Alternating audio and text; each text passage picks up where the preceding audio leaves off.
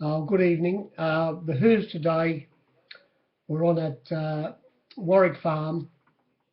The track was given out good. The rail was 4 metres from the 1,000 to the winning post. It was 2 metres out the remainder.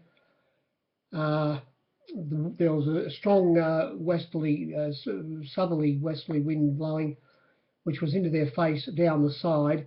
You think it would have effect on leaders before the first. The first winner, Longport, was the only winner to lead on the fence and get the and greet the judge all day. As the day wore on, it was best to be off the fence and off the pace with a bit of cover and come down the outside. As I say, not only the wind was affecting you, but the fence might have been a little bit chopped up. There were some records set there today, playing to an empty house. The captain's in Sydney. Well, we are the best. We are the best. It's the marketplace of all marketplaces, losing figures every race. The first race on the flux screen, 91.7% on the flux screen, a little bit less. There were a couple of runners. I'll tell you what the flux were: 90.5, 91. What's the difference? In the marketplace, number one, She Rocks My World, never had a price. Well, yes, it did. Well, when it got to $8, they took the $8 was $3.50 to $8, back into $7.50. The winner, the favourite, Norzita, who was a bit stiff, and Father Schofield has admitted he erred in his judgment by not coming to the outside, but he was a victim of circumstances. It went up to $2.70. They killed you for evens. It started 10 to 9 on. The winner, Longport, did see $15. Wouldn't appear in the flux screen. I gave a dozen. I gave $12, 11 to 1 to one of the pros, wherever I wanted. Made me lose on the race. The second pick was Christy Lee, who went for a run after swinging from home from barrier 1, in between the leader and the horse on the outside. Got squeezed up, wouldn't have won anyway, even if it got through. It went from $3 to $4.60. Dolphus went from $13 to $17, and Patsy Girl 20 out to 40. Not worth a stamp. And two runners backed, the favourite and the winner. And if you gave $8, the top one, the She Rocks My World, well, I suppose you can count that as being backed. If you gave 90%, there's got to be a trick to this. I don't know what it is, but I can't work it out. Race 2, in that race, as I said, it led all the way. Longport jumped the lead in a fairly slowly run race, and was able to. The four horses crossed the line together, and there was only 0.3 of the length between the four of them. Run the race over, you get a different result. Favourite most probably would win. Race 2, on the flux screen, 104.2, in the marketplace, 97. Collini, I didn't want to miss it. I let them lay $1.70 on for a good bit of section to the pros, and they took the $1.65, started at $1.60. Funny run race. When they got around about the 1,000-metre mark, well, going out the straight and on about the second bend, the leader, Albani, just ducked out on Killer Cath, and in doing so, knocked halfway to London over, and the rider, S. Clipperton, he lost his irons. That was the end of him. And then when the pace was a little bit, there was a bit chopping and changing earlier on. As I say, Albani wanting to hold the lead, but halfway to London trying to get it, and there was a bit of pace involved at that stage, but then it slackened when he lost his irons, and taking off very early was Blake Shin on Shawnee Girl. He was on the back of the favourite at the time. He got the lead very easily without using any petrol, but that's not its caper. Anyway, when they got to the 600-metre mark, Father Schofield, he redeemed himself to the Grumble and Grunters. He took off and more or less had them covered from the turn on. He beat the The second pick, Peck, who had every possible chance, was on the fence by the same token.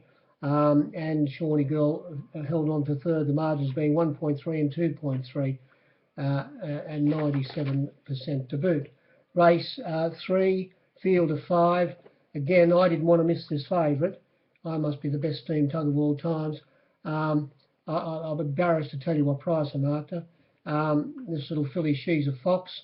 I let them lay $1.55 on, and she started 5 to 2 on $1.40, and for a good bit of section again. But she was the only runner backed. Every other runner in the race got out in the market. Pronto went from $7 to $13 given in the outer, started 12. As I say, I let them lay $1.55 on, started $1.40 on, 5 to 2 on. Euclides went from $6 out to $10. Secret Delight 21 out to 31, and Red Dynamite went from $6 to $8.50, 98%. Favourite, she sat back in last position, ridden by Horseman Bowman, and when he coming to the turn, he just eased off heels, got into the right part of the track by the same token, and he had them covered in one stride when she moved up, and she went away and won by 3.5 lengths. She looked pretty good again. So anyway, I suppose she'll go on a winning way. She's got a nice action. She's low in the front, which I like in horses. Race 4, the Fluck board only said 108%, 100.8 here. A little bit less in the marketplace, 97. And it's funny here, you can't lay things that you like to lay. Embark went up $2.80. I was sitting with, before any bookie on the course went $2.90, I had it one out at $3 for a good 4 minutes. I plucked something, I plucked some section out of it. It did start $3.50. I wish I would have won at the finish. I couldn't lay it, and for what I wanted to anyway. Starting favourite in the race was Capital Commander. It went up second pick at $3.60, got out to $4, and it only started $3.20, hard to get favourite. And as I say, Embark went from $2.80 to $3.50. Winning the race was New Beginning. It was one of the first runners backed. $16 or $17 early, and they were into it. The pros were into $14, hard to get. It was even taken the $14 at one stage, and it sat back in third last position on the fence, turning for home, got splits in between runners. They're a fairly weak lot. Mickelberg led, set a nice solid pace out in front, finished up running last, beaten only 3.7 lengths. Ran into the wind, and as I say, got along, stayed near the fence, and the winner weaved in between runners and finished up winning by 0.8 of a length, beating Sweet Cinderella, who chased the leader, and Embark, who was sat midfield off the fence. It was 0.9 of a length away in third hole. The favourite, Capital Commander, ridden by Nash, drew barrier 2. He was always on the inside. He had to go inside runners, and he was held up slightly. Hit the rail at one stage coming down the side, hit the rail, and got off balance, and he was held up slightly. Wouldn't have made any difference, but as I say, he was on the inside. And the winner wasn't a bad little run. Resuming, those Patternack horses have gone from the trainer up on the coast to John Thompson, and this was having his first start for him, and got the biscuits. In race 5, the Flux Green said 100.9, a little bit less than the marketplace, 97. And getting the money here was Al's Gold. It was the last runner they backed. As they were going in the line, starters walking around, one of the pros had a nice little plate of this, took the $13 and $12, and it was started $11 only, hard to get. After opening up 8 by the same token, got out. Gay produced this horse from England, Julian's. It was went up $5 and was taken. It was into $4.20. You could have laid it at $4.40 at one stage, but it did get out and start $6 at the death. So if you caught it at the $4.40 or $4.60, I suppose you could have fiddled around some way and made some sort of book. Well, the fluctuations, as I say on it, were $5 into $4.20 back to $6.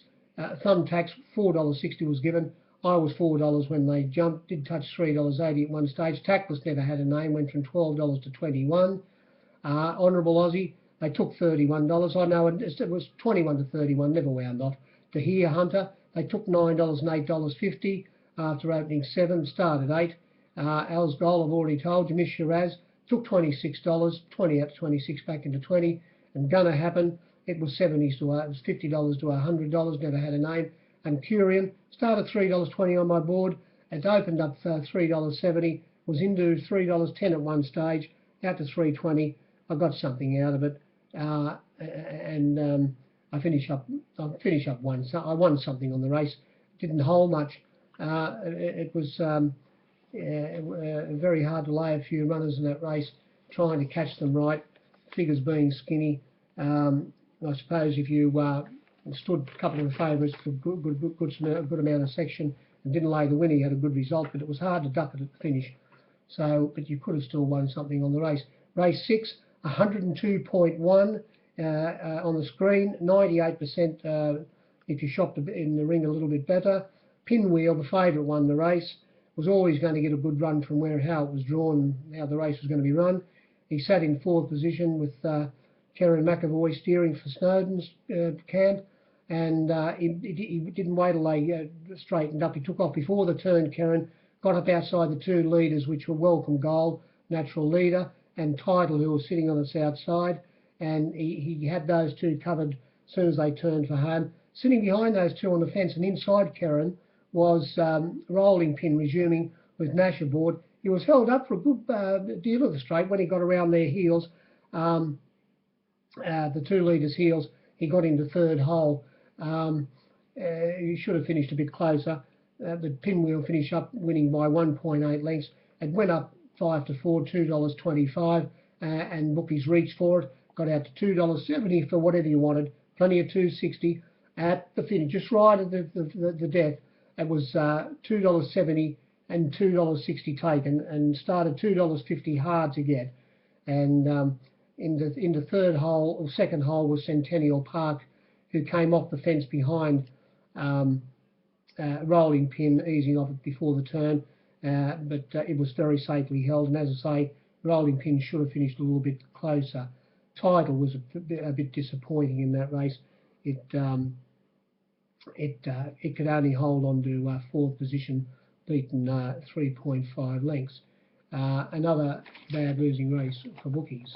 Now we come to the second last, and the winner, Gangster's Choice, got into the right slot in the race.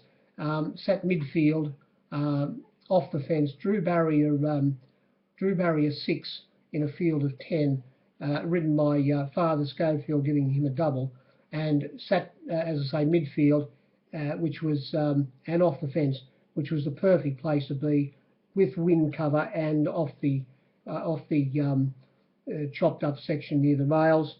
And he was able to move up wide on the turn and joining the leaders. Only got home by 0.3 of the length, beating the easing favourite Soldad, who started equal favourite. Well, no, it started favourite for $5. It was liable at one stage at $4 early, 3 to 1. Went up 5 to 2. A bookie got it to $4 quickly and was taken. And for a good little bit of section, that it was $5 begging at the finish. It led, and I suppose it did a good job. Didn't stay on the fence, eased off the fence a little bit, turning for home, and finished about 4 off maybe when they hit the post. As I say, only went down by 0.3 of a length to Gangster's Choice, who trialled very well coming into this race, trained by John O'Shea, and running 3rd was Bello, $7 given in the outside ring, went from $4.60 out to $7, into $5. You might have been able to get $5.50 when they jumped, and it started second pick. And it was where it was drawn, it was always going to be near the lead and on the fence, I suppose.